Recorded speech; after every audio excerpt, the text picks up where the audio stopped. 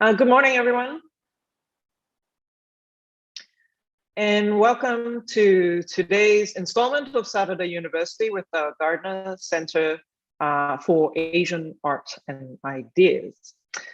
Before we begin, the Seattle Art Museum would like to acknowledge that we are on the traditional homelands of the Duwamish and the customary territories of the Suquamish and Muckleshoot peoples. As a cultural and educational institution, we honor our ongoing connection to these communities, past, present, and future. We also acknowledge the many urban native peoples from many nations who call Seattle their home. Today's speaker is Justin Jacobs, who is Associate Professor of History at American University in Washington, D.C. He received his PhD at the University of California, San Diego, but he spent many years in Seattle doing both his undergrad and master's degree at UW. So it's a homecoming of sorts. Welcome back, Professor Jacobs. Professor Jacobs is here today to present some ideas from his new book, fascinatingly titled The Compensations of Plunder, How China Lost Its Treasures.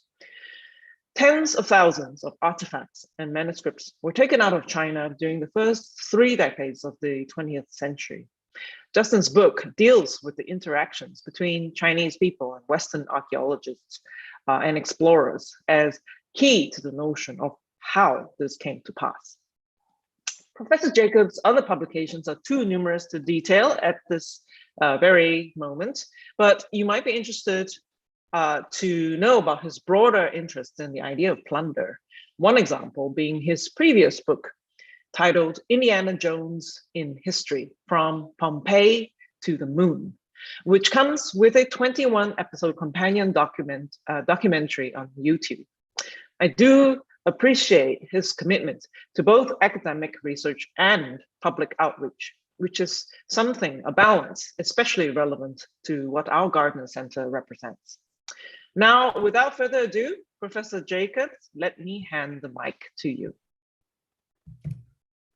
Thank you, Dr. Fung, for that generous introduction. It's my pleasure to be here today to talk about the research that led to the publication of my latest book, The Compensations of Plunder, How China Lost Its Treasures. And as Dr. Fung was also saying, this is a particularly meaningful virtual homecoming of a sorts for myself as well. I grew up mostly in the Seattle suburbs, and I did spend a significant time at the University of Washington and the Seattle Art Museum and Seattle Asian Art Museum, many fond memories. So it is a very special time to be able to come back and talk about my research before this audience today. So again, thank you as well for inviting me.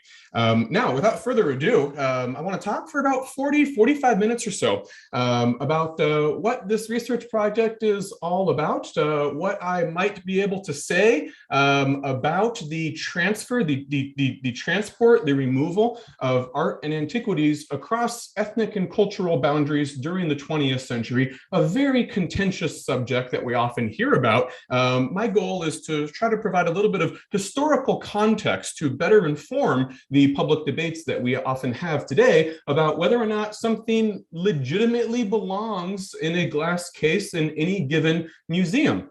Now, you might be a little bit surprised to see what my first slide is going to be. In order to talk about things that happened over 100 years ago, I actually want to first take us back to a moment that I'm sure most of us actually don't really want to recall or revisit. We hear about enough about it in the news today. But nevertheless, let me take you back to January 6th, earlier this year. Everyone remembers, of course, what happened, and there were so many famous images that came out of the assault on the Capitol building in my own backyard, of course. I am located now in the Washington, D.C. And I remember something that stuck with me as I was sort of, scrolling through social media and newspaper reports and whatnot. This image stuck with me. It was a meme. At least I think this is a meme. I'm not as young and hip as I used to be, so I'm not exactly sure what a meme is, but I'm pretty sure this is a meme.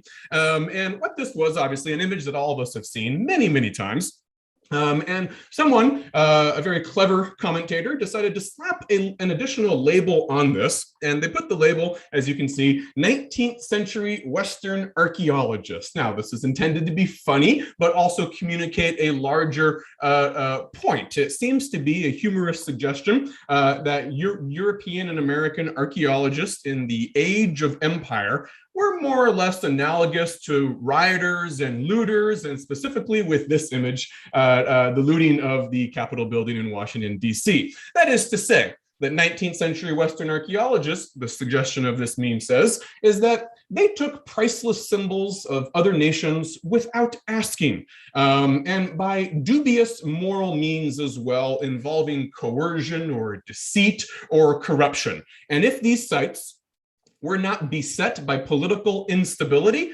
if the authorities knew what was happening, had forewarning, if they were prepared to use force and the rioters didn't overwhelm them, or the Western archaeologists didn't overwhelm them with force, that normally they never would have let this sort of thing happen. And here, of course, the priceless symbol of the nation is not a bodhisattva's head, but rather the lectern of Speaker Nancy Pelosi. And so if we sort of apply this, what sort of idea is being connected here to the idea of what 19th century Western archaeologists with the Capitol rioters? Well, the general assumption seems to be today that more or less almost any work of art that is now held in an institution located outside of the original ethnic or cultural context of that piece of art or an artifact must be the result of a dubious moral act of some sort. And this tends to be reinforced on a regular basis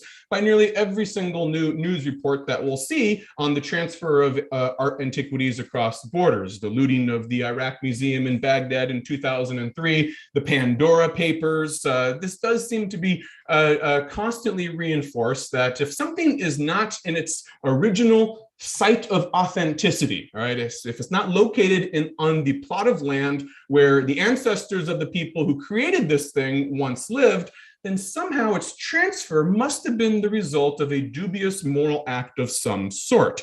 But the question that I want to raise here today is what happens in shady international deals with art dealers or the Baghdad Museum in 2003?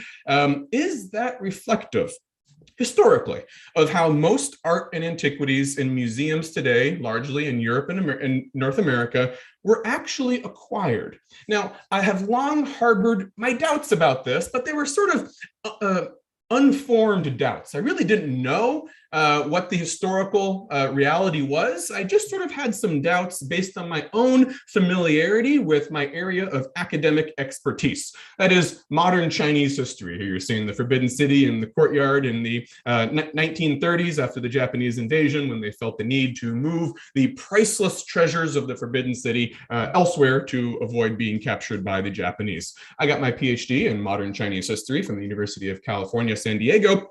And, as someone who was steeped in modern Chinese history, of course I knew that modern China was a multiple victim of clear-cut, undeniable military plunder. Anyone who studies Chinese history is intimately familiar with perhaps the two most egregious examples of military plunder. The first one, the Anglo-French sack of the Old Summer Palace on the outskirts of Beijing in 1860, which led to an outflow of lots of Chinese antiquities that were held in the buildings at the Old Summer Palace. And then 40 years later, American troops, they were just one of 8 empires that, in the wake of the Boxer Uprising and the declaration of war against the foreign powers by the Qing imperial court, 8 different empires, including the Americans, as you see in this very iconic photo, ultimately invaded Beijing.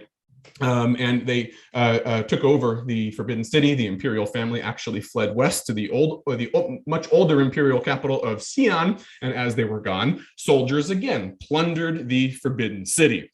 So there's no doubt that this is military plunder. But we also have scholarship that sort of reconstructs the original debates that occurred around these instances of military plunder in the late 19th and early 20th century. And so I recalled that these two acts of military plunder were often criticized back home by various commentators as immoral, even at the time that they took place. That is to say, we didn't have to wait 100 years for anyone to look back and say, you know what, that was a bad idea. That really doesn't look good that we were going in and plundering the Forbidden City. There were copious critics at the time this happened that said, hey, this is not okay to be taking these things from the Forbidden City. And as a result, it didn't take too long into the 21st century in which there began a trend of any time that something was identified in a foreign museum or a foreign collection, and it could be indisputably linked to the Forbidden City or the Old Summer Palace that were sacked,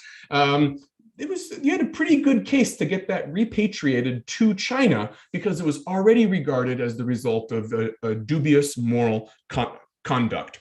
So I was thinking, in our modern day sort of assumption that objects that cross cultural and ethnic borders are the result of a dubious moral act, I thought, this can't be where our present discourse of criminalization, the criminalization of 19th century Western archaeologists, it couldn't have come just from military plunder because there was a discourse criticizing that even contemporaneously.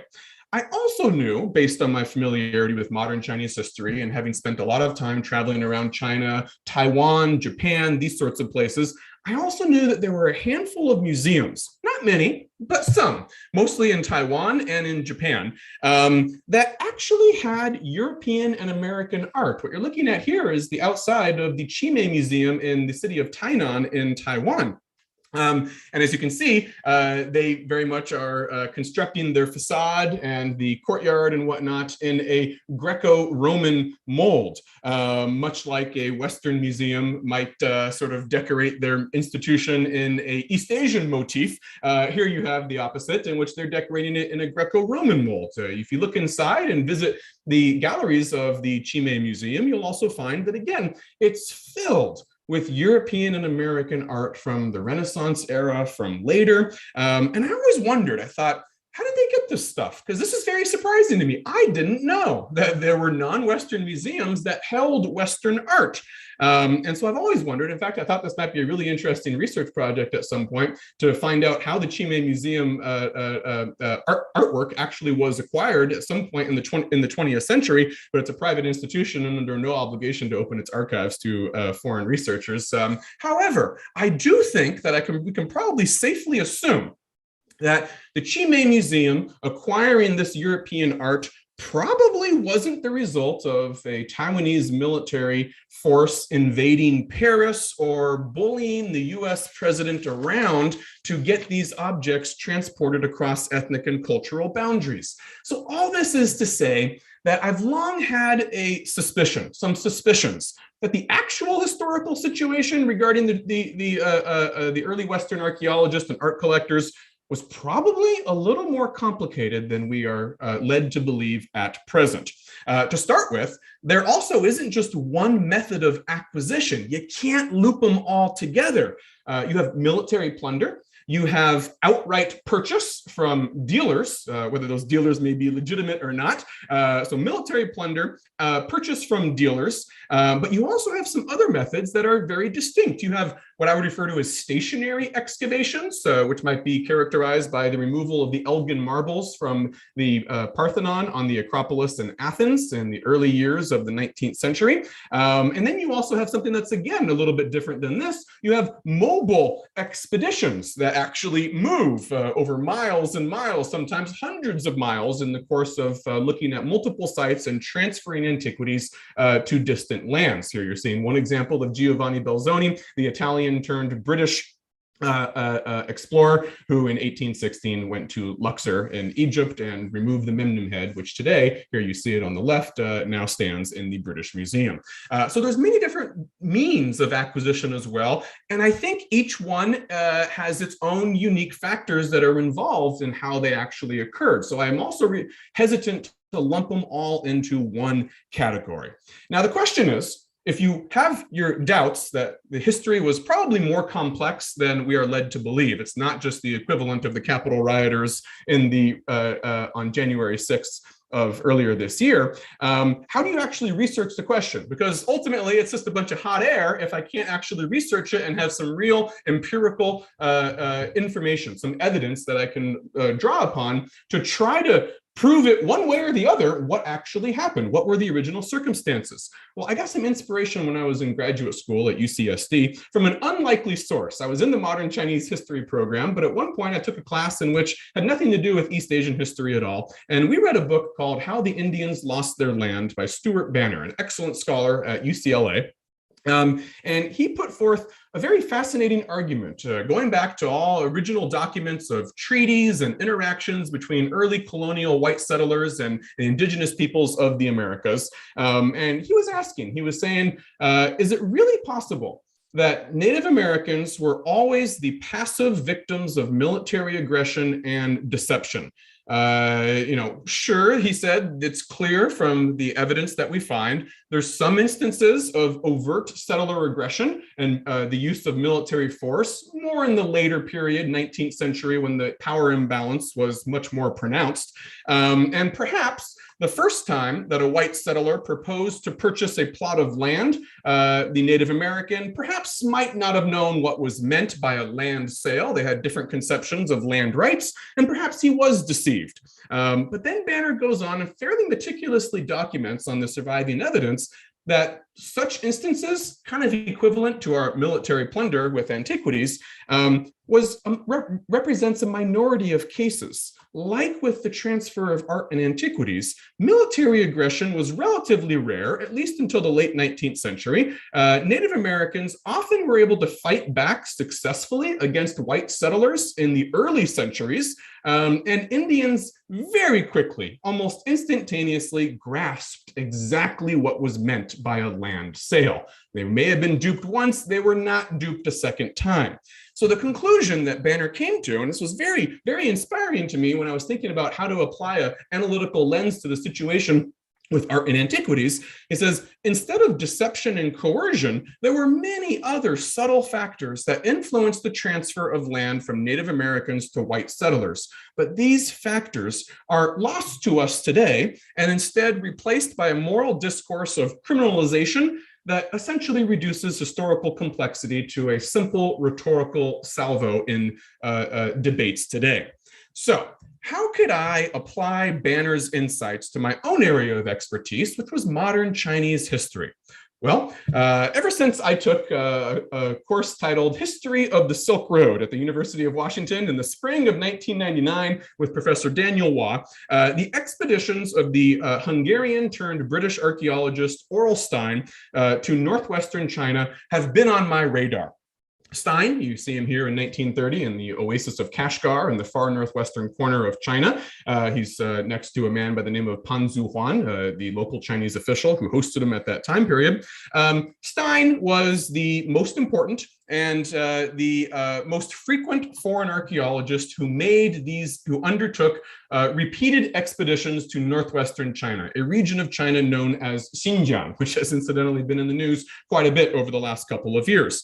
More specifically, from 1900 to 1930, Aurel Stein made 4 different expeditions to Xinjiang. And here you're seeing the fourth and final passport in 1930, his Chinese passport that he was given. Why did he go to Xinjiang? We actually know this wasn't his first choice. Stein originally did not plan to go to Xinjiang. In fact, Xinjiang was almost always a backup plan for him. It was sort of like, what will I do if my first choice is turned down, if it's not possible? What was his first choice? It was Afghanistan. It was neighboring Afghanistan. In fact, Stein really always had a dream of following in the footsteps of Alexander the Great. And to him, he thought that the richest traces of the archaeological legacy left behind by the armies of Alexander the Great would be found in Afghanistan.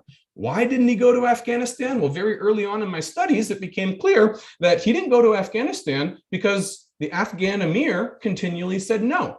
And I always thought this was very surprising. I thought, so tiny little Afghanistan, which in terms of global power politics was relatively weak, Afghanistan could refuse entrance to a British archaeologist from the most powerful empire on the planet, not just once, but over and over and over again. All they had to do was say no, and that was it. That was it. Stein could not go to Afghanistan.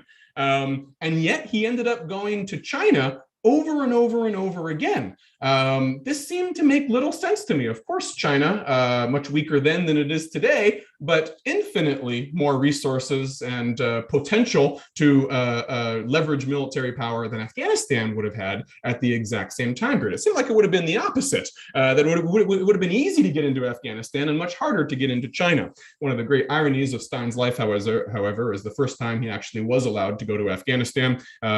He was given entrance when I believe he was 82 years old. He was in great health when he went. He finally got permission in 1943, and within a week or two of getting there in Kabul, he contracted pneumonia and died within a few days. His gravestone today is still buried in a cemetery in Kabul.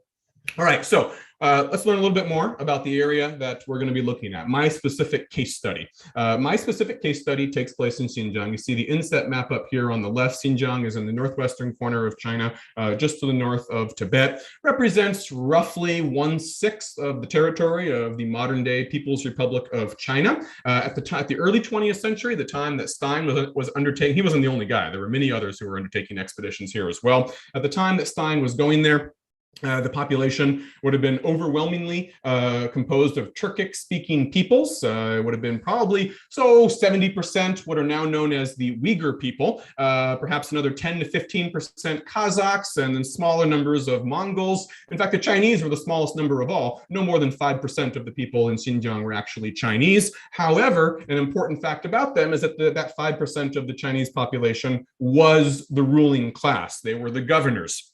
They were the magistrates, and they ruled through an intermediary stratum of Muslim begs. As you see here, this photograph, you can see the guy who has the most authority is the guy sitting down, of course. Everyone else has to stand around him. That's the Chinese magistrate, Che Yuheng, in 1906 in the oasis of Khotan, with all of his Muslim begs standing around him. This comprised the ruling class in Xinjiang. So it actually seemed like a pretty good place. If I could get some primary sources that would reveal what these guys thought about Stein and other archaeologists, I would have both some Chinese views and I would have some Muslim perspectives on them as well. What were the archaeologists looking for? They were looking for stuff like this. Things that often today falls under the category of what we refer to as Gandharan art. Gandharan art, generally, to put it crudely, works of art that evince shades of a Greco-Roman influence, that's the influence of Alexander the Great, in a Buddhist guise. Usually, you can find things that are referred to as Gandharan art in Afghanistan, Pakistan, parts of northern India, and Xinjiang ultimately turned out to have a lot of this sort of art as well. It represents a cultural fusion. Now, when they went there looking for Gandharan art and evidence of Central Asian languages and scripts, not surprisingly, they ended up finding lots of examples of Chinese materials as well. So what I decided to do is I decided to say, hey, can I recover the voices of the Chinese and the Muslims who almost certainly must have interacted with men like Stein on a regular basis in order to at least allow him to successfully pull off the logistics for a dig. An expedition is an extraordinarily complex logistical undertaking. You need camels, you need huge blocks of ice, you need to be able to hire local laborers, you need to be able to buy large amounts of food. All of this sort of stuff requires the help of the local authorities. And I thought if I could recover Chinese and Muslim voices, maybe I'll be able to understand why they worked with him. Was it voluntary? Was it coerced? Were they deceived? Were they calling him a thief at the time? Or something else. So my source base ended up being of two major sources. One are the unpublished field diaries that were kept by archaeologists such as Aurel Stein. Here you're seeing just a random page out of the diaries. And what's useful about these is that they were unpublished. They also published a lot of materials, but of course, when you publish something, you edit it heavily and you leave out a lot of details that either may cast you in an unfavorable light, or for whatever reason, you don't want the public to know. So I found out that the unpublished diaries of nearly every single significant archaeologist who visited this region in search of Gandharan art were voluminous, and they were very, very revealing. There was a lot more candid admissions in the diaries than you would find in their published books. The other thing that I found, first in Stein's archives at the Bodleian Library at Oxford, and then later on I found it elsewhere as well, were Chinese documentations. Here you're seeing the box at the Bodleian Library that is labeled Chinese Papers Concerning Expeditions from 1900 to 1932. And opening this box was an absolute gold mine. Here I was seeing for the first time the voices of the Chinese, not what later historians think they might have thought about the archaeologists, though they must have assumed they were thieves, but what they actually said at the time these expeditions were going on. This is the sort of stuff that you find in here. Very intimate paper evidence of their interactions. What you're looking at here are the calling cards, the distinctive red calling cards. When Stein would show up in a local district, the Chinese official would want to meet him. He'd want to have dinner with him. He would send his red card, and then Stein would go up and he would meet them. Often multiple times they would meet. And what was fascinating is I could actually correlate these individual calling cards with specific officials. For instance, the guy we just looked at a minute ago, Khotan Magistrate Che Yuheng. Here is his calling card, his red calling card with his name in Chinese characters that appeared in Stein's archives. He saved this thing. Not only that, but these officials, oftentimes I was finding in this box of Chinese materials, they would have a correspondence with Aurel Stein. They would send him photographs of themselves, and according to Stein's letters, he kept a copy of his letters, he would send his photograph in return to these officials. Why were they sending photos to one another? It quickly became clear that there was more than meets the eye here. There was some sort of a substantive relationship that developed between the archaeologists and their local hosts that had been lost to time. Because it was clear to me that these guys weren't necessarily thinking of Stein as a thief. And that became even clearer when I started looking at letters. Stein saved the actual Chinese language letters that local Chinese officials gave to him. This is a letter from Zhu Ruichi, who a very important official in Xinjiang who held many different posts. Stein would meet him on 3 of his 4 expeditions. Here's the letter. I'm going to come back to this in a second. Here's Zhu Ruichi, just so you can sort of get an idea of what he looks like, and the fact that we can once again correlate these letters to specific moments in time when Stein met these officials. Stein there is on the right, and Zhu Ruichi is sitting in the middle. What sort of things does Zhu Ruichi say to Stein? Well, there's several things here.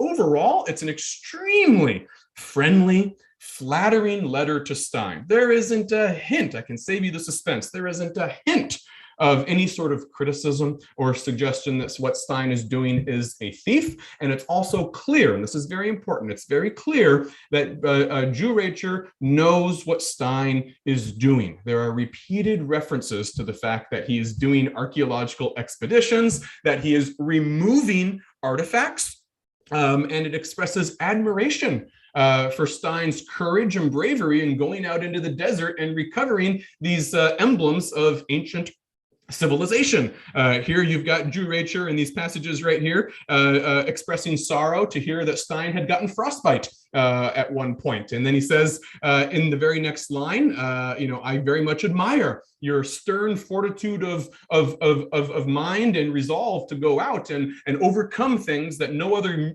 human mortal has ever done before and recover these remarkable specimens of ancient antiquities that we can then study and admire together. At one point right here, he says that your footsteps, every single place that you go, your footsteps add luster to the Gobi Desert and reflect well on the peaks of the Kunlun Mountains. Very flowery, poetic language, but nevertheless, once again, it's clear that when we actually recover the voice of the original Chinese at the time these expeditions were going on, it's almost fawning praise, but it is clear that they know what he's doing and they seem to approve of it in a very strong way. Now, Stein actually didn't read Chinese, but we know that he actually was interested in what they had to say, and he wrote back. What you're looking at here, also from Stein's archives, is he got the British consul in Kashgar to translate Zhu Ruichu's letter. This is a very rough,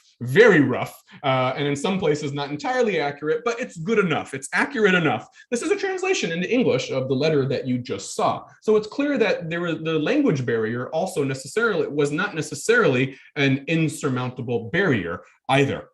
So this is sort of stuff that I began my research project with, and then I continued to sort of compile it. My appetite was whetted. My curiosity was now very much whetted, and I thought, what else am I going to find? Here you have a letter and also a picture that was sent to Stein by Barakal or Zhenxi magistrate Li Shurong in 1914. Once again, if you can read his very difficult to read flowing script, you will know that he acknowledges that Stein is excavating antiquities. He's going to remove them. And he's saying that you practice archaeology with the perseverance that is absolutely unheard of. Li Shurong, actually, in a course of just 4 days, in the course of just 4 days that Stein was in Li Shurong's district, they met 6 times. And if this letter is any indication of the admiration that Li Shurong had for Stein, it too seems to reinforce this point that the way that we view these expeditions today was quite different than the way that the men who actually helped facilitate the logistics of these expeditions viewed them at the exact same time period. And then finally, just to sort of complete the pile of letters that I was able to find in Stein's archives that whetted my appetite to go look elsewhere and see if there were additional resources, here is one from Kiria Magistrate Dai Changwol in 1913, writing to Stein. This one's very short. I can read the entire thing. He says, in past years, I have traveled all over the world. I've been to Russia, Germany, the Caspian Sea, Mediterranean Sea, Black Sea, and I've met so many amazing people. But he says, nevertheless, in the year 1913, I met my good friend Aurel Stein, the Minister of Education of British India. That was Stein's position at the time. He undertook these expeditions, and he says, very nice things about him. He is superior in mind. His analytical abilities are great. He inspects the ancient while helping to inform the present. Having looked over his books and his works and what he's doing, I am filled with an unexpressible admiration. I'm going to give you a little token of my self, and he gives him a photograph to take with him. Again, absolutely glowing. So, armed with this, and this was just the very, very beginning, was finding these things. This is over 10 years ago I initially found these letters. I thought, all right, so it's clear. The Chinese knew what Stein was doing. He often showed them what he had excavated. Not all the time, but very often we can reconstruct that they knew what he was removing, that he was going to take it away, and they seemed to still admire him and not express any sort of criticism of it whatsoever. Why? Well, this is where I developed what I refer to as the compensations of cooperation. Compensations of plunder is the title of the book, and that's sort of a tongue-in-cheek way of referring to how these expeditions would later be regarded as plunder. And what I find is that when you go back and recover the voices to the extent possible of the people who actually lived there, whether they're the Muslim laborers, the lower class citizens, or the upper class Chinese officials who were quite wealthy men indeed and had a lot of power, it seemed as though that they did not regard him as a thief, and that they had a range of incentives to engage the expedition and ensure that it was successful. And it's these incentives that I began to reconstruct from Chinese archives, from the letters to Stein, from letters of Chinese writing to each other. And I tried to say, why are they helping him? Why are they helping him? And I came up with the compensations of cooperation. It was clear that they came to a very simple calculus. If I help Stein do what he wants to do, he's not engaged in what I regard as an immoral act, so it's okay to help him. And if I do help him, I'll get something very valuable in return that I value even higher than the antiquities that he is removing from our country. So I come up with 4 forms of what I refer to as the compensations or capital: political capital, diplomatic capital, social capital, and economic capital. This is the range of incentives, the compensations of cooperation that incentivized the locals to work with Aurel Stein, and by extension, I do believe this is the range of compensations that incentivize the locals all around the world to work with all different types of Western archaeologists. So let me briefly go over just a few examples. Of course, the whole story is in my book, all the evidence that I found, but I'm just going to give you one example for each one here. Political capital. All right, now this is overwhelming. This is a photocopy of a Chinese translation of Stein's preliminary report of his first expedition to Khotan that took place in 1900 and 1901. Stein wrote a preliminary report in 1901 on that expedition. He sent a copy of this report to the governor of Xinjiang, Rao Yingqi, and Rao Yingqi commissioned a Chinese translation of it because I want to know what Stein is up to.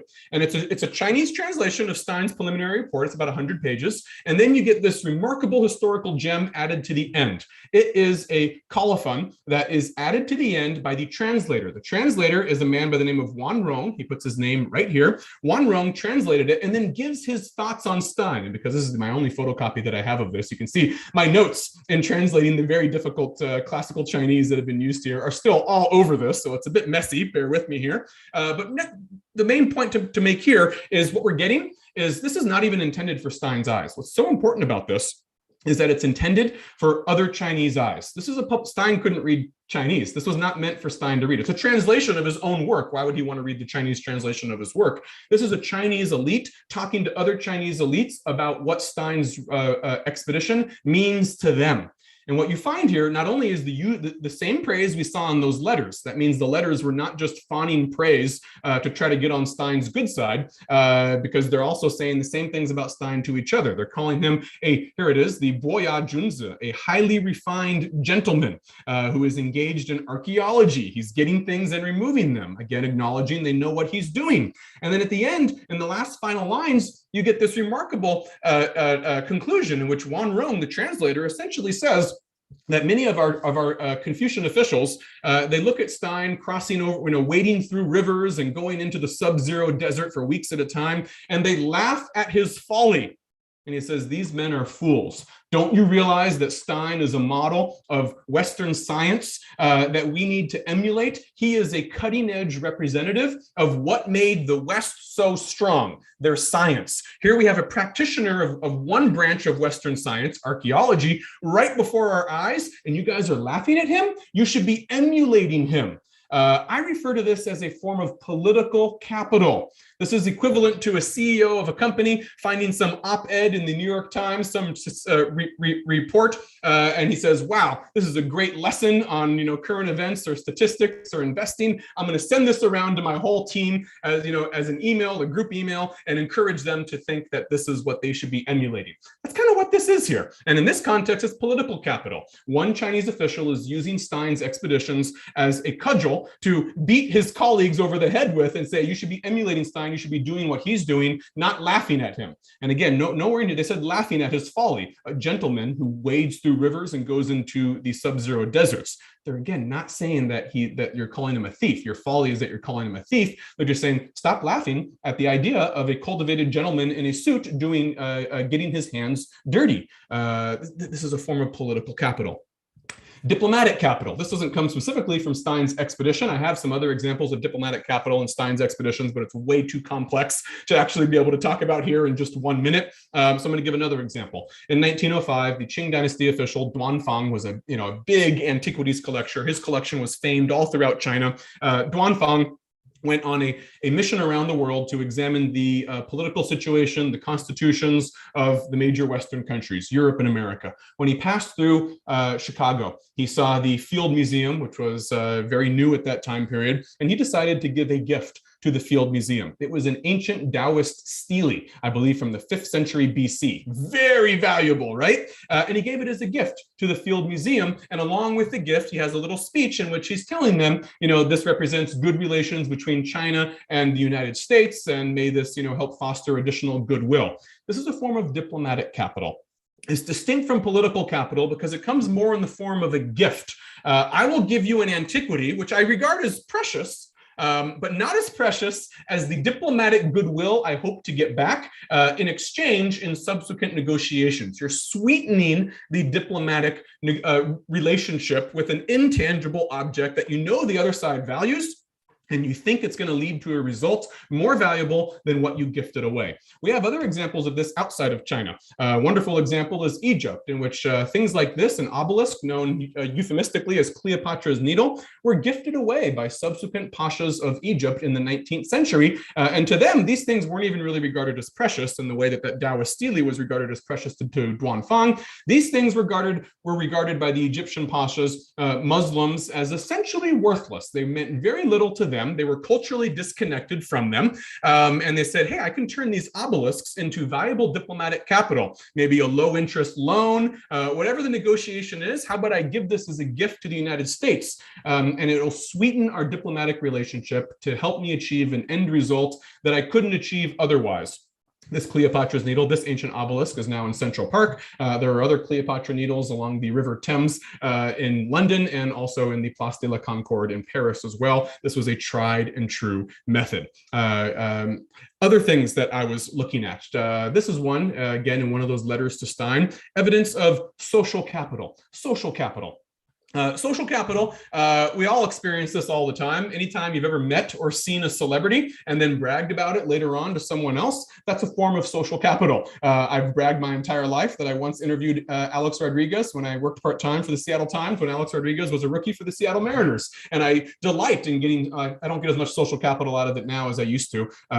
You know, his reputation is not so stellar anymore, but I used to get wonderful social capital and being able to say, hey, guess what? I interviewed Alex Rodriguez in the Kingdom back in 1996 or 97, whenever that was, bragging about a celebrity. We see this over and over and over again. The Chinese officials posted to the distant desert frontier, often quite lonely, not many other educated elite men like themselves. They're not going to fraternize with the often illiterate Muslims who they regarded as inferior to themselves. What you're seeing here in the lines that I've outlined here is you have an official by the name of Wang Min telling Stein, you know, unfortunately, I know you had a good relationship with my father. He has since passed away, so we didn't get to read your most recent letter. If he could have read the letter that you sent to him, who knows how far his exuberance would have allowed him to leap. And then he goes on and here says in these lines, I remember that when I was a young boy, my father would get together with his friends and he would immediately change the topic to talk about your broad learning, your indefatigable will in going out to the desert and doing things that no mere mortal had ever done before. In other words, he is again bragging about having known Stein to all of his friends, squeezing social capital out of knowing an archaeological celebrity on horseback. And then finally, the last form of capital that I see as one of my compensations of cooperation is economic capital. And for here, I turn to the letters of a different man, the Yale climatologist Ellsworth Huntington, who did an expedition in 1905 to 1906, also to Xinjiang, basically the same time that Stein was doing his as well. And I noticed that in the letters held at Yale, Huntington would talk about a lot of things that the European explorers wouldn't talk about. The Europeans, I think, were often a lot more comfortable with rigid distinctions of class, and you know, subordinates and inferiors and whatnot. And Ellsworth Huntington liked to think of himself, as an egalitarian American, democratic American. And in his letters back home to New Haven, he's constantly talking about things that the Europeans don't really talk about. And one of those was money, wages, what he pays the men that he hires to help dig for him. And so I reconstructed in my book, as best I could, what the wages looked like for the Muslim laborers, the Uyghurs, who provided most of the muscle for these expeditions. And I found, generally speaking, they were either market rate or slightly above market rate, and oftentimes in the winter when there wasn't a whole lot of other work available for the Uyghur men. So that seems to be one of the chief incentives for them to work for him.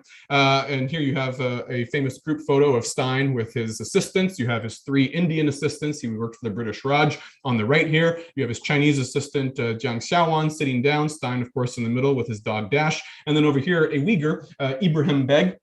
I'm sorry, this is Hassan Akun, one of the Uyghurs who came on multiple of his different expeditions. Why did these men work for Stein? Why did someone like Hassan Akun, shown here on the left, why did he work for Stein? Well, I was able to find in Ellsworth Huntington's letters some very unique forms of economic compensation that goes well beyond mere wages. Let me read you a passage from Ellsworth Huntington's letters back home, where I believe he's talking to his sister, Beth.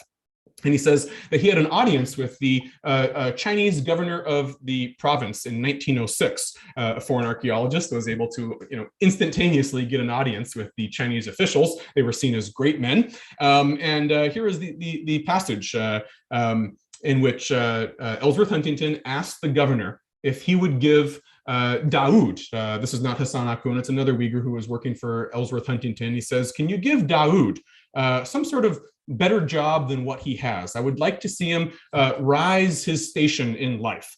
And he says that after he asked governor to give Daoud the job of a village headman or a beg, like we saw with Chil Yuhung earlier on, the governor, quote, promised to do so. And when he called on me, he asked to see the man. Poor Daoud, most horribly frightened, was brought in. And after falling on his knees at the door and bowing his close-shaven head to the ground half a dozen times, advanced nearer to be looked at. I suppose it was the great experience of his life, one that he will boast of till his death.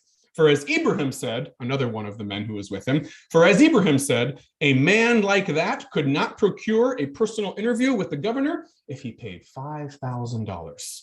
This was a very revealing passage. What we're seeing here is men like Daoud, men like Ibrahim, they don't leave any records. They don't leave any records of their voices. We have to reconstruct it indirectly through unedited private letters like this. And what we're seeing here is we're seeing one Uyghur put an economic price tag on this interview with the governor.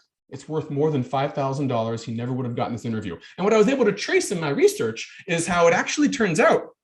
Each time the archaeologist came, if you pleased the archaeologist in working for him, he would recommend your name to men in positions of wealth and power, the Chinese officials. And each time he came back, he would find that they had risen a couple more levels, getting promotions. So it wasn't just wages. There were other intangible forms of economic compensation as well. You work well for the foreign archaeologist, and he just may help you get a better job, in addition to the wages that he pays you as well. And then finally, the last thing that I want to point out is what did the Chinese, what sort of value did they place on the things that were being taken out of China? A lot of things that were found were ancient Chinese manuscripts, Buddhist sutras like this one. These are things that today are always talked about as priceless emblems of the Chinese nation, right? A Buddhist sutra written in Chinese that might date from the Tang Dynasty, from the 7th century to the 10th century AD. Priceless emblems of the nation. And what I found is that we make a mistake when we project our own priceless valuations today back in time 100 years before these things were actually regarded as priceless by the people who lived in their midst. Oral Stein regarded these as priceless. When he takes it, he's going to take it, put it into a glass cabinet somewhere in a museum or a university back home, and it's never going to be transferred again.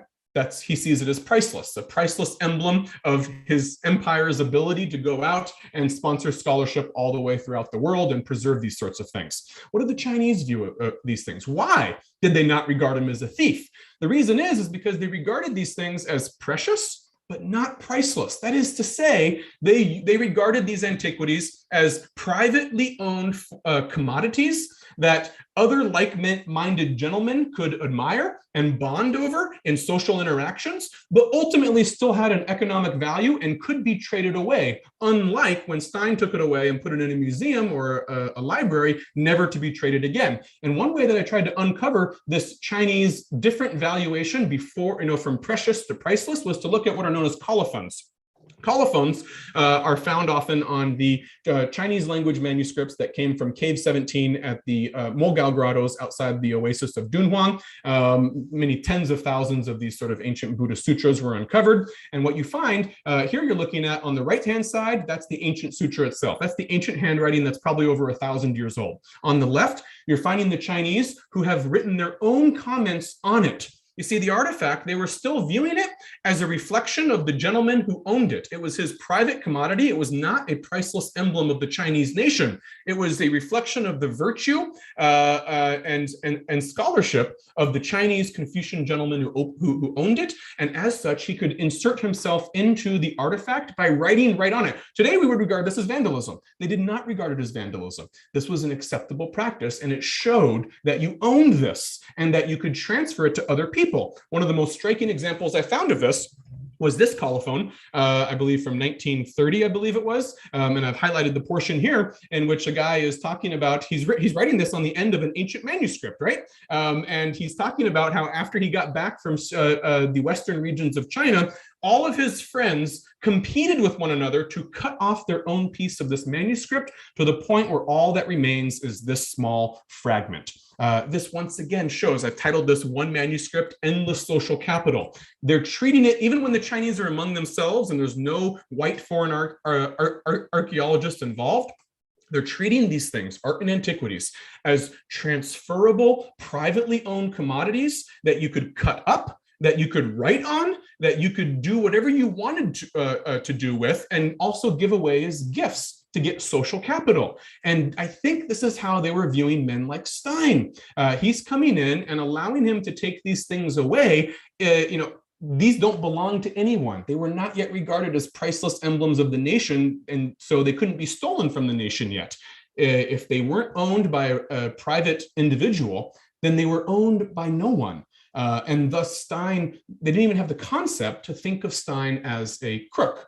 In fact, I often like to say, once I've reconstructed the mindset of the late imperial Chinese officialdom who helped Stein do his expeditions, the only way that Stein would have been regarded a thief by any of those men that I showed their pictures of earlier is if he quite literally broke into their houses and stole a vase or a painting or a scroll that was inside their house. That is the only way they would have viewed him as a thief. So the cumulative portrait of all of this is that coercion, deception, and corruption, which I do believe are often our generic assumptions of what must have happened 100, 200 years ago, it doesn't hold up under scrutiny, at least according to the case study that I've done in modern Chinese history with the Silk Road expeditions to northwestern China. The Chinese and the Muslims generally knew exactly what the foreign archaeologist was doing, and no coercion, generally either explicit or implicit, was involved. Not only that, the assistance was almost always voluntary and usually incredibly enthusiastic. Stein represents one form of acquisition, mobile expeditions. Right? There are also buying from art dealers. There are also military plunder, and there's also stationary excavations. So I wouldn't necessarily go so far as to automatically assume that my findings from mobile expeditions in northwestern China during the first 3 decades of the 20th century apply equally without modification to all other forms of acquisition that create the collections of the museums that we see today. But I do strongly believe that my research findings should, at the very minimum, at least encourage us to reevaluate our assumptions that all Western archaeologists, collectors, and museums are basically the moral equivalent to the January 6th Capitol rioters. History is far more complex than that. And when we assume that the people of China were passive victims of imperialist deceit, coercion, and corruption, I believe we actually end up taking away their agency and denying them their active and often very enthusiastic role in what happened. And I think that hopefully the contribution to my research is not to tell you, sort of, oh, this is stolen, this is not, this is legitimate, this is not, simply provide more historical context. So the next time you encounter an argument about, was this the product of theft or not, that we have a more nuanced understanding that history was very complex. And oftentimes it surprises us when we make an attempt to recover the voices of the people whose motivations I think we often tend to assume, but we haven't actually done the research to understand what did they actually think of Stein and others at the time period. Thank you very much for listening to my talk. I'll end here and hopefully we'll have plenty of time to take any questions that you may have.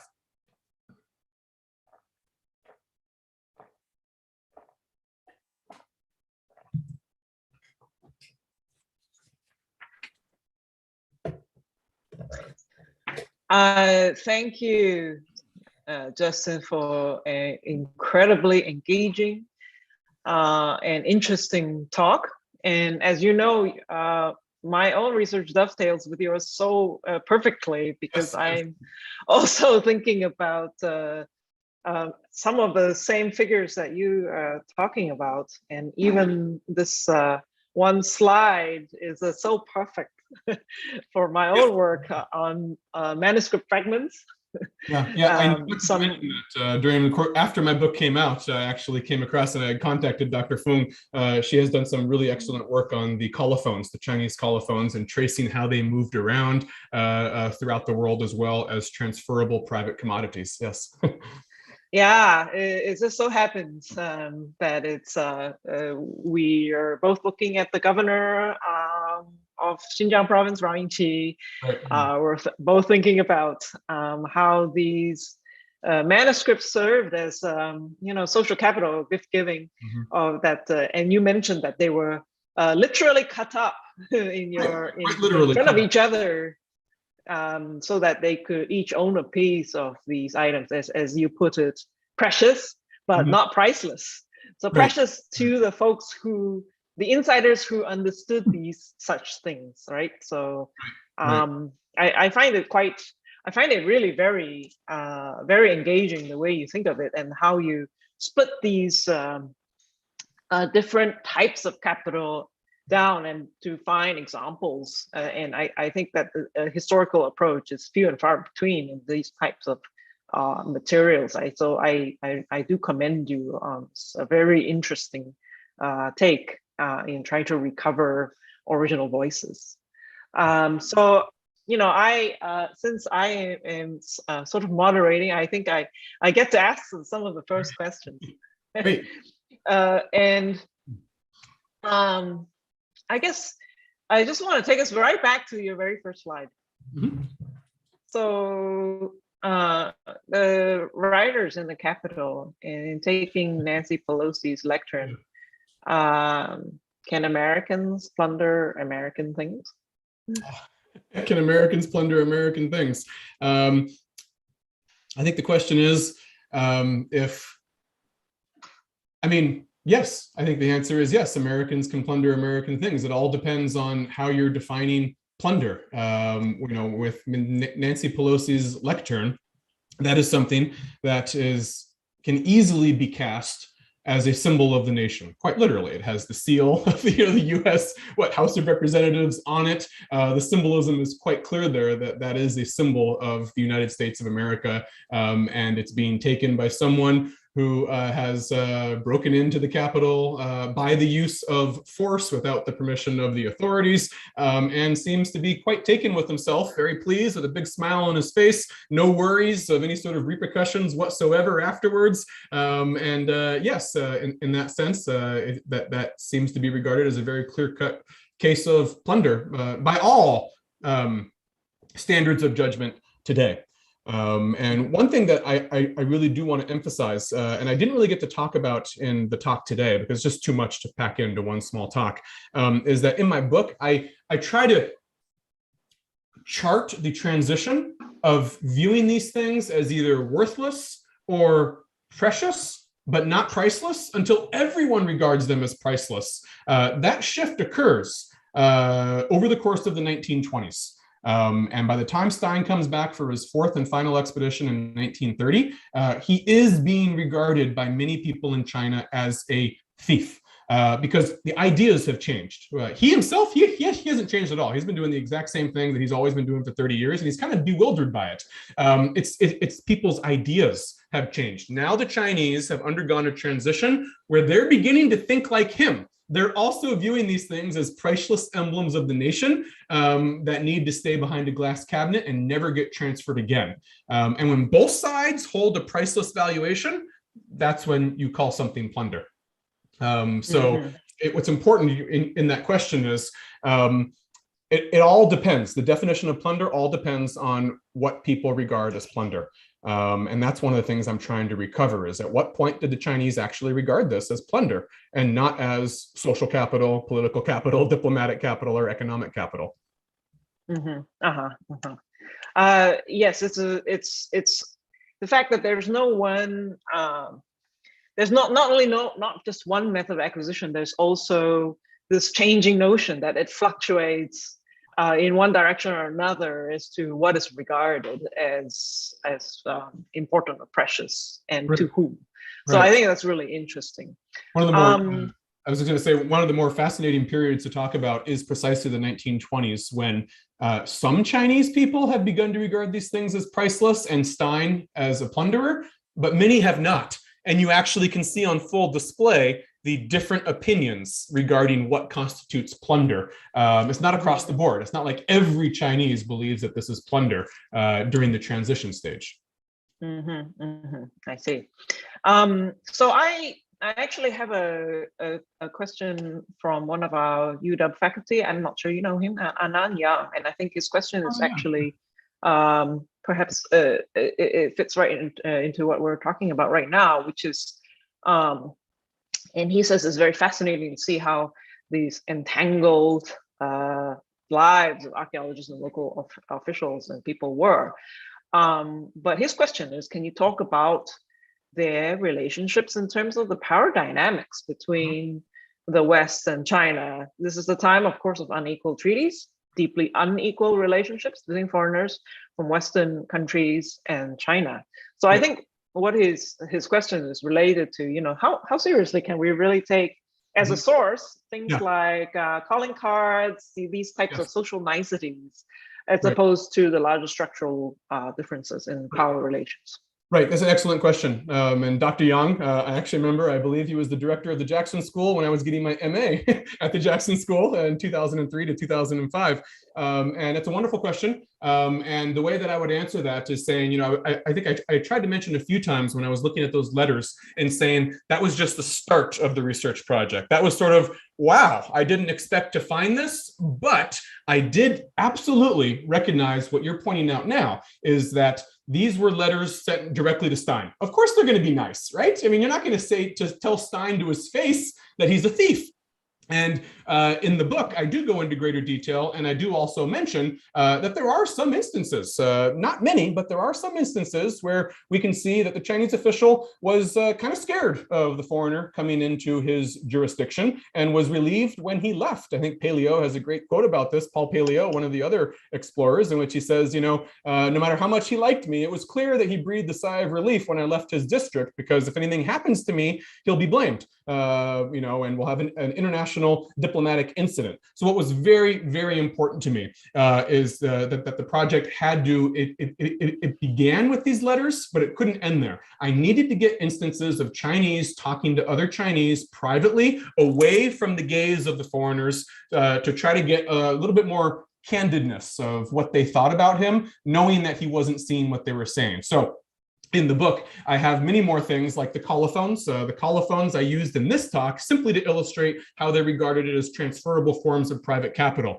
But in fact, in the book, I'll go into much greater detail to show they also talked about Stein and Paleo in these colophons as well, and gave their opinions of these men and whether or not they thought they were thieves or not. And all that stuff is in the book as well. That's Chinese talking to other Chinese in Chinese with no expectation that Stein or Paleo would ever read it or that it would ever be read outside of their small circle. And then there's the Chinese archives as well.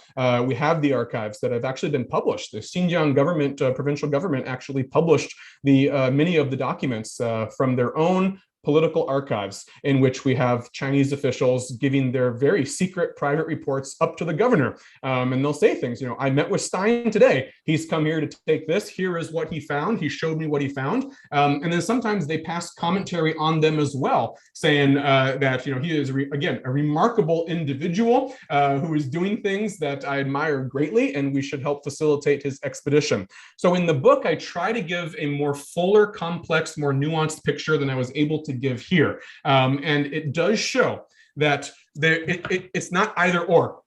It's not that they were all just great friends, or that they were at loggerheads and there was the huge power imbalance, and it was clear that the Westerners were sort of pulling their arm, twisting their arm to get their way. All of this is going on together. And the predominant evidence that I find, the way that I framed it in the book, is that I say, certainly it is clear that the Chinese officials were under a political obligation, under pain of demotion, to make sure that no harm came to these foreigners, and you know, that he wasn't hurt, and that he's treated it in accordance with the unequal treaties. But it becomes clear through the documentation that I think I've unearthed that they are going way out of their way, above and beyond what they're obligated to do by the law, the treaties, to please these guys, to have a relationship with them, writing letters after the fact. Many times they will go out of their way to say, oh, there's an ancient site about 50 miles in that direction. You should definitely go check that one out. Sometimes they give them gifts. They'll actually give them a Dunhuang Sutra as a gift. So the whole picture together, I also use many examples of Chinese talking to themselves about the foreign explorers, and I'm essentially finding the same things that I found in those letters. But you're absolutely right. If all I had were those letters, you could just easily say, you know what? Of course, you're going to be nice to someone when you're writing them a letter, and you're not going to call them a thief to their face. It's an excellent question. Thank you for bringing that up. So I have a huge pile of questions. Everyone is very excited about and very complimentary about what an engaging speaker you are. This talk was really marvelous. Everybody was at the edge of their seat. But there are also, so I'm not sure I can get to every question. So what I'd like to do is to maybe see if I can group them in themes. And the next topic I really would like to talk about is about the changing perceptions of value, perhaps. So certain objects change in what is considered to be precious / valuable / priceless, right? So there's this kind of sliding scale of value. Between, let's say, grave goods, ceramics, bronzes. Of course, Duanfang was a great collector. And so, you have what the Chinese value themselves in terms of their standards of interest. And also this notion of, what is the difference between artwork and artifact? So there's all this nuance in sort of the way that what these objects actually are. So you have what you're talking about, which is these artifacts that are made by, and you bring up this notion that they were looking for Greco-Roman influence, right? And then is it that they were made by non-Chinese and so therefore okay, versus the old summer palace? 8 allied forces took things which were interesting to them. I remember the portrait of the dog that was taken from the summer palace, and the Pekingese dog, and sort of a craze of these kinds of pets in England. So the range of what is interesting, yes, and for what reason, I think people are in the audience are reacting to the notion of what is valuable. Yeah, so you're absolutely right. Different types of objects that are found during the course of these expeditions have a different type of valuation. And again, I'll say it over and over again. I go into much greater detail in the book, but for the purposes here, I will note you're absolutely right. When the Westerners were coming in looking for basically evidence of themselves, they want to see evidence. How far did Western civilization go to the east? When they're finding things like that, you're absolutely right, that they aren't necessarily the sort of things that the Chinese officials or the Muslim laborers would value. In a sense, they're kind of both a little bit culturally disconnected from it. And you also have the additional factor that Confucian gentlemen, the self-styled Confucian gentlemen, the Chinese elite, generally look down on what they regarded as vulgar religious artwork for the masses. And much of the stuff that the Westerners were taking out on these expeditions does fall into those categories. What the Confucian elite would have regarded as vulgar things that the superstitious, illiterate peasants worship, like a bodhisattva head, those sorts of things. Eventually, however, the expeditions are going on for so long and they're so extensive that they do start stumbling upon things or finding things that are the exact same items that the Chinese officials also value extremely highly. And the best example of that are the ancient manuscripts that come out of the so-called Hidden Cave Library, now known as Cave 17, at the Mogao Grottos in northwestern China on the very tip of Gansu province before you get into Xinjiang. For those of you who may not be familiar with this, in the year 1900, the local Taoist priest, Wang Yuanlu, was carrying out renovations in these grottos. There's about 500 grottos, and he comes upon a crack in the wall. He thinks that there might be something behind it, tears down the wall and finds a small cell that had been sealed up at some point in the 11th century. And inside are well more than 40,000 ancient manuscripts and over 20 different scripts and languages, votives, paintings, secular works, religious works, and among them are the manuscripts. And manuscripts are absolutely something that the Confucian gentleman regarded as at the top of his list. He valued steles. He valued steles, and he very much valued manuscripts. They really fetishized the Chinese written word. And these ancient manuscripts, they adore the calligraphy. They say, and they spend so much time in these colophons speculating on what famous calligrapher from the Tang Dynasty may have written this sutra or in what style it was written in. And when they see men like Stein and Paleo get a hold of these sutras, they're very, very jealous. You know that they have found something that the Confucians also value and they wish they had themselves. And I devote an entire portion of one of my chapters to the Chinese reaction to the Dunhuang manuscripts. And what I find is that although they are very jealous and very sad that the foreigners have found this, they do not criminalize him. Basically, they use an expression over and over again, some form of the Chinese word for regret, xi, 可惜, and over again, it's some variation of that. That is to say, in their writings, they will say, it is unfortunate that the foreigners got the majority of these. And then they follow that up with, well, let's go get whatever remains ourselves. And they even say, the earth does not love its treasures. Di bu ai bao. The earth does not love its treasures. Who knows what else will come out of the ground? Which I see as very much an indication of their mindset, once again, that we wish we got these because they're at the top of our wish list, right? This is what we value the most. But they don't regard it as belonging to this abstract Chinese nation because the Chinese nation hasn't really been invented and enshrined as the political basis of legitimacy in the new state.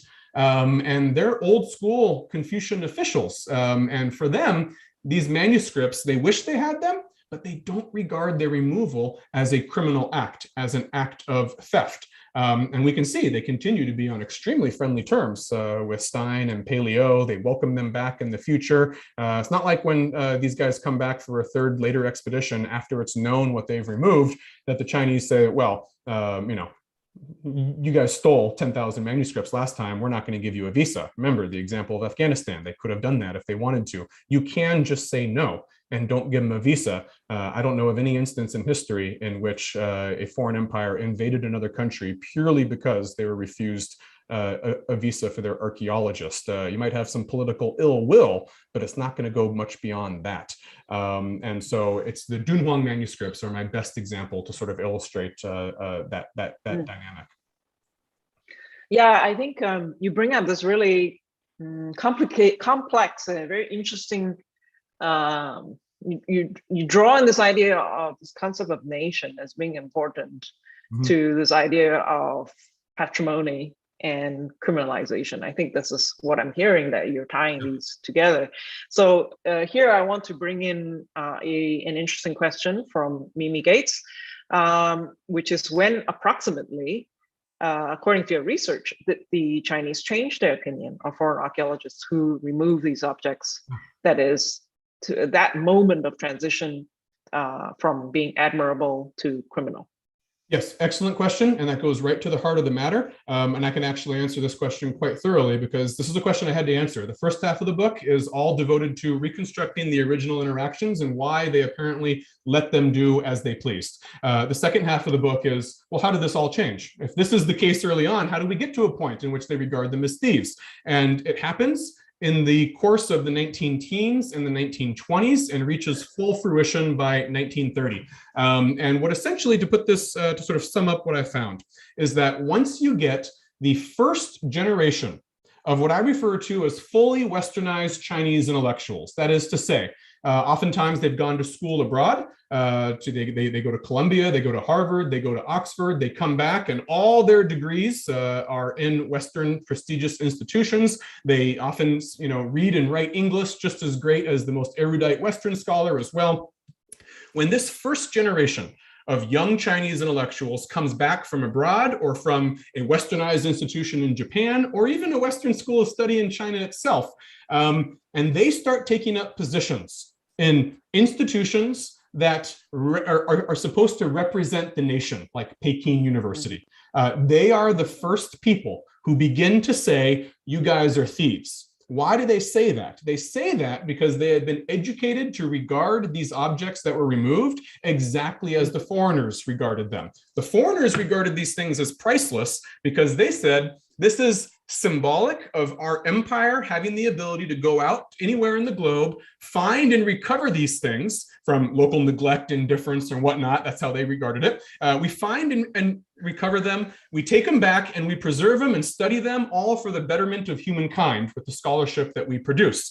Therefore, all of these things were seen as symbols of the greatness of their empire. Paley's expeditions symbolize the greatness of the French ability to do it. Stein is the British. And once the the young generation comes of age with that same Western education, they quite literally come back from Paris or Oxford or New York or Harvard and have that same view.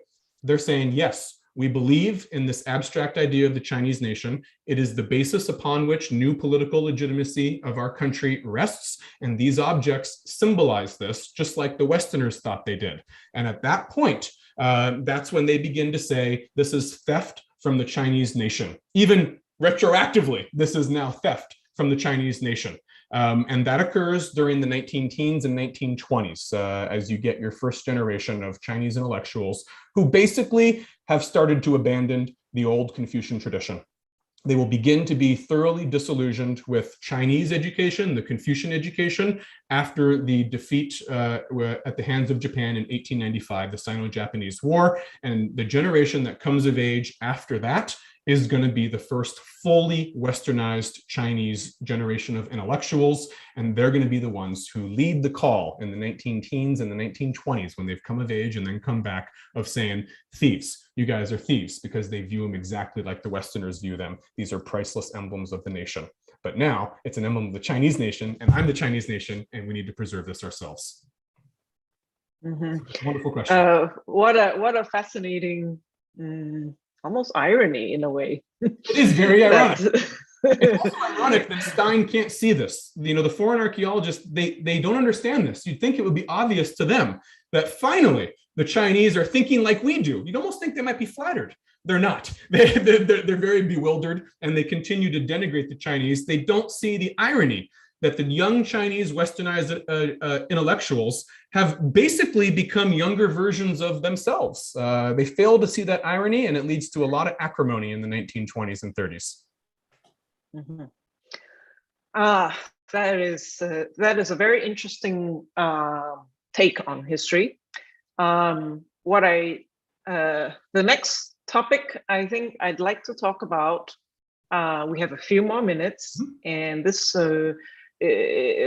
returns us to the present moment. And it's a question that's about what are the legal implications of your research for the current and ongoing effort to repatriate Chinese artifacts? Right. It's an excellent question. And I would say that for, unfortunately for anyone who is of the view that these things should be returned, that's probably unlikely, because from a legal standpoint, the vast majority of these expeditions and what they took away were carried out prior to the passing of any sort of formal legislation in law in China.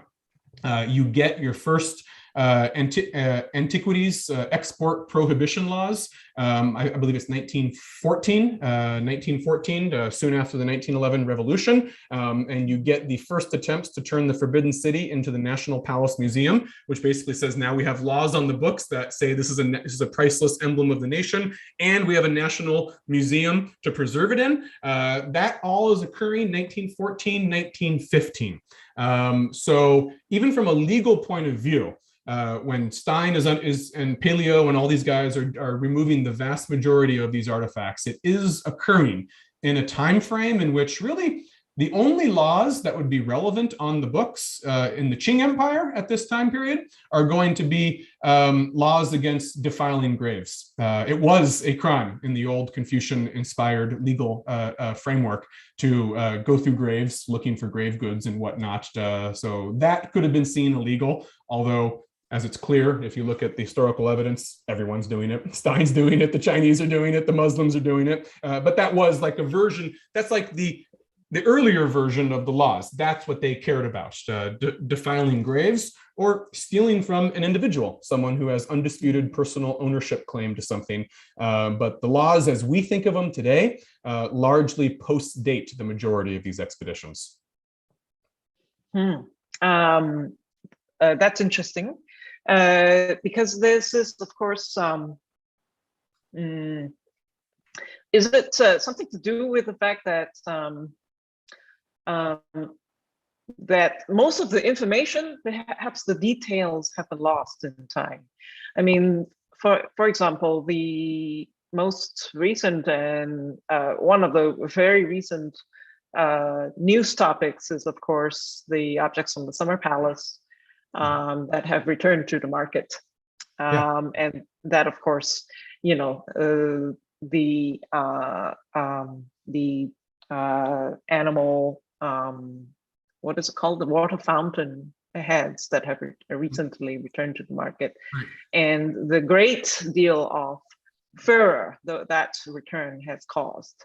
So I think that somebody had a question on some of the specific examples of things that were taken, and then I want to connect it to perhaps this more recent commercial drive to, and also the with my recent readings on the actual processes of splitting up the old Summer Palace objects between the French and the British troops. So I just you know, as your research really parallels some of the readings that I've been doing about Summer Palace and the relationship of the Allied forces at the time. The one thing I would just note about that is that the sacking of the old Summer Palace and the Forbidden City in 1901 as well, those fall into a slightly different category. Those are widely acknowledged as military plunder. You know, as I said, there was criticism of that back home in Europe and North America, even as that happened. And so even though still legally, there isn't necessarily a law on the books that would say this is something that can be enforced based on the law of that time period. I mean, if we're going to take that, you know, analogy, you can say, well, what about the Chinese when, you know, Tibetan objects that are in the Forbidden City, Uyghur objects that are in the Forbidden City? But nevertheless, that is something where there has always been a public moral outrage on both sides of the debate. And oftentimes that moral outrage is enough to shame auction houses to saying this should go back. Not always, but sometimes. That's really interesting that you should distinguish these as different categories. So of military plunder versus these, which are these kinds of manuscripts and artifacts, say in Dunhuang, as being something more nebulous in terms of their status as collectibles. So that's a very interesting way of distinguishing these types of things. And the means of distinguishing it is what was the original moral discourse at the time period? What were the people saying? And with the military plunder, the Chinese are saying this is theft. Even, you know, the Westerners were saying it's theft. With the expeditions, no one at the time period is saying it's theft, not the Chinese, not the Muslims, not the Westerners. Yeah. There's a number of other questions. Maybe we can, let's see if we can take one more.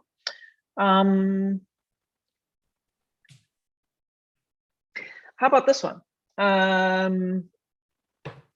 So let's go back to your topic, which is on the interaction between Chinese elite and the Europeans. And this Paula finds it interesting to see how curios and antiquities morph over time into patrimony. And so if you could comment more on whether the Chinese minority in Xinjiang were also potential plunderers of local patrimony. That's really an interesting,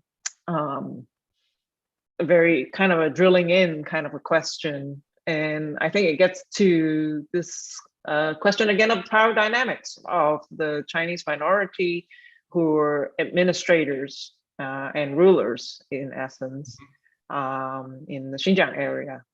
And I think the question gets to who owns this stuff. Yeah.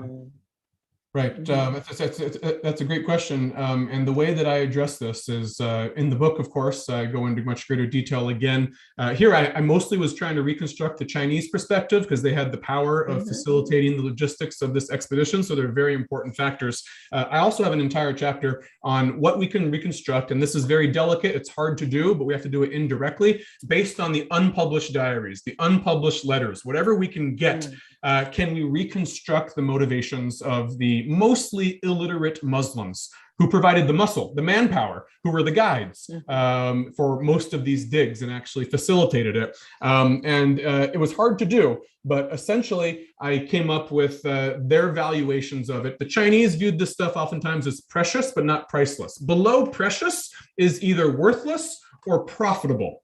And you have to keep in mind that the Muslims, unlike the Chinese, are usually culturally disconnected from this stuff. They're Muslims, and the vast majority of stuff that's coming out is Buddhist.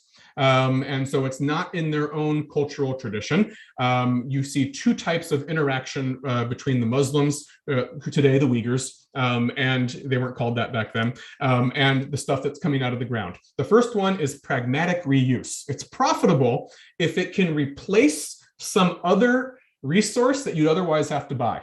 So, for instance, we often will find cave paintings or crumbling walls, ancient walls being used for fertilizer. They'll be crumbled up and used for fertilizer in the field. If you didn't have it, you'd have to buy fertilizer. So it's still a form of economic compensation for it. And if that is the case, if they see it as merely profitable, there's some value to that. Nevertheless, all the foreign archaeologist has to do then is provide a form of compensation that is more valuable than the profitable valuation that the Muslim farmer has put on it.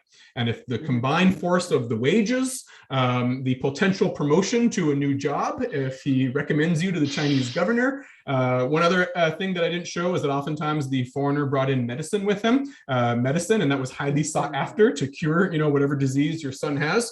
If the whole compensation package of working with him outweighs what the value of that object was, if you just took it yourself and put it in your fields or whatever you're going to do with it, eventually you can sell it in the local bazaar as well, then you're going to work with him. It's a very pragmatic cost calculus formulation. And then, of course, below pragmatic reuse, profitable is simply worthless. And we often see this early on before the Westerners sort of show their hand, show their cards and realizing how highly we value this. Sometimes, a lot of times you have examples in which things are being thrown into the river. It's thought that they represent evil demons and jinns, and these things are dangerous, actually. Sometimes they'll give them to their children to play with, they'll burn them. So they were seen usually by the Muslim population as either worthless or profitable. And that's the valuation that the Westerner had to outbid, in a sense, in order to gain their voluntary enthusiastic cooperation. Didn't always work. And I include some examples in the book where basically you have the Uyghurs saying, you know what, I'm not doing it. And Stein will admit, he says, unfortunately, I couldn't get any laborers to come with me. And that's their choice. They did have the right most of the time not to work for him. But by and large, they did, because the compensations outweighed anything else. Yeah, I mean, I imagine this is very difficult living. It's very physically demanding Oh yeah, to do this type of work in the desert. It's tough. yeah. I'm Yeah. off of So frostbite at one point. yeah, exactly. I wouldn't want to do that. I think I just want to, it's already 11, it's already half past, but I wanted just one last question, if you don't mind, to stay on a few more minutes before we wrap up. And you've talked mainly about archaeologists.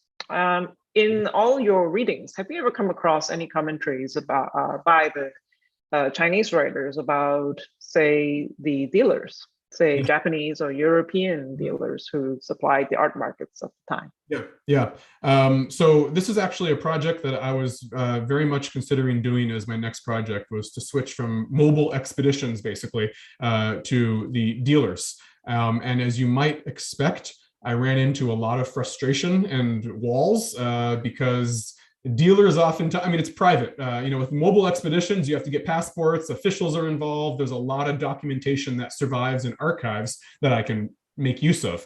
With dealers, it's private. It's almost always private dealers, and they're understandably not eager to open up their papers. By far, the most famous dealer in the first half of the 20th century in China was a man by the name of C.T. Lu, Lu Qingjai. And he actually ended up leaving behind a bunch of papers in Paris. That's where his main base of operations was. And so many museums, famous museums, acquired things from him. For now, I would say that I recognize that as a distinct category, buying from dealers. I do believe that that is an even more nebulous moral ground than we find with the mobile expeditions. I would love to research it, but it's really, really hard to do. Ultimately, I was not able to access the C.T. Lu archives in Paris. And it seems like a project that would be tough to do. But I would love to be able to see a really in-depth exploration of the networks of dealers, how they regarded their work, whether or not other Chinese were seeing them as thieves or not. I would expect that it's a very complex situation, but it's also extremely difficult to reconstruct. Yes, I would tend to agree with that, and there's been recently a lot of interest in looking at these figures in much greater detail. I think that we should probably let you have the rest of your afternoon at this point, and I didn't get to all of the questions. There are just too many, but I hope that I managed to at least draw out some of the themes of how everyone has reacted to your talk. So from all of us here in Seattle and around the world who have signed in today, thank you. We all thank you very much for incredibly engaging talk. So at this point, I would like to wrap up. It certainly has provided us with much thought for the weekend, if not for the entire month, until we see you all again next week. So let me add one last final housekeeping note for everybody. We are planning on delivering Saturday University lectures both in person and online starting in January. So all of you, please come back to the auditorium at the Seattle Asian Art Museum, or tune in from the comfort of your home via Zoom for our next lecture on January 8th. Archaeology of the Spice Trade in Southeast Asia. Speaker will be Peter Lapp of the Department of Anthropology and Burke Museum at the University of Washington. There is a nominal charge for both in-person and virtual, and these tickets are not available yet, but they will be available soon on our website. Of course, should the COVID-19 situation change, again, we will move our program back to online only format. So we thank you ahead of your time for your forbearance and also your flexibility. Thank you all for coming, and see you next time. Bye-bye.